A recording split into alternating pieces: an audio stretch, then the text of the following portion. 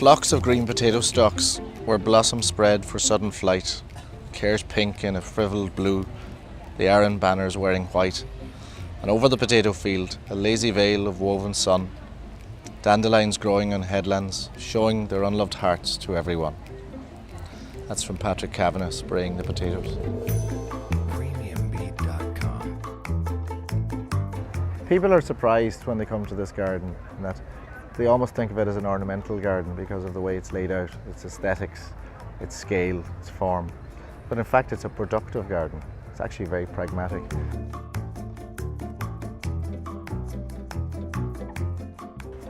In creating a place like this, that's what it is, it's place making. You're creating an atmosphere, but people also inhabit that space and they contribute to the atmosphere, you know. It's not something you can force.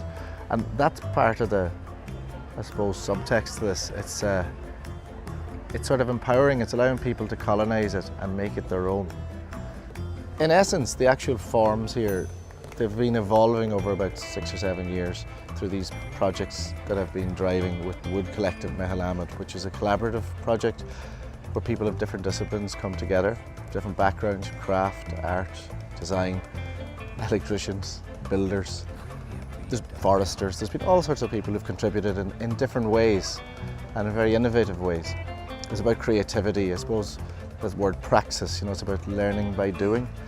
And what's amazing about this is you might have the thread of an idea, you know, the bones of something on the back of a cigarette box, then you start to actually iterate it and layer it and build it up. And when people become involved, it's amazing what they bring to a project in terms of just the turn, the sleight of hand. And that's a very satisfying aspect to this. Myself and Eugene had many discussions about how best to use the space and where stuff should go, what plants should go where. As you can see, the herb area was a very complex design, and that had to fit perfectly into the area as well. As you enter the garden, you're presented with this very solid, sinuous wall. And it's deliberately solid. It's about creating a sense of mystery of what's over the wall.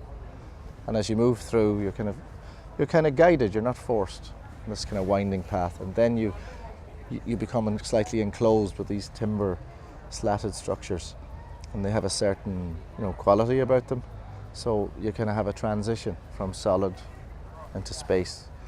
So you have a sense of enclosure then, and effectively then you move through the next layer. You have a social space here in the centre. You know, this is very much about conversation. You know, it's a very sociable, soft space. You're sheltered. I mean, you can see it here. It's transparent and yet you feel enclosed. You know, and this is about eating, enjoying the produce of the garden. You know, it's about fun.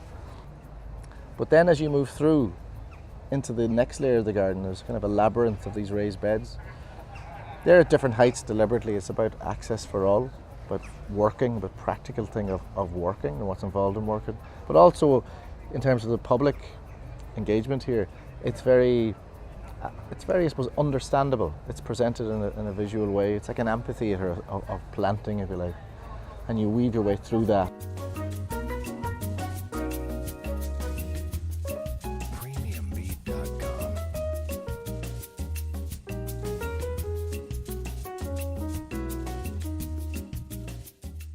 And then to the back of the scheme is the secret place, which is the gardener's room. And that is the engine room. It's an interpretive educational space. It's like a stage set, really. There you have the potting shed, you have the tools. It makes visible the process as well, the practical realities of everyday work.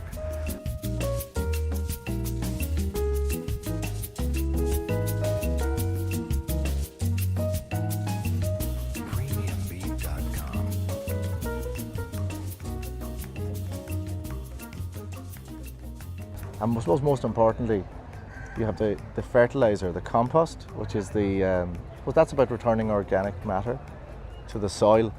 And the soil is really underlying, is the foundation of this scheme. It's very much about the soil. And then the other aspect then is the wood, which encloses the scheme and creates shelter and a microclimate. And it's been Very interesting people's reaction to this. You know, they're intrigued and drawn in, which was really the idea of the garden, which was to engage. It's like a stage set in a way. You know, you've got your proscenium, but you've got the wings, you know, and then you have the audience. In some ways, the planting is the audience as well, you know, it's, except it's being viewed. In terms of the contributors to the project, you know, there have been many.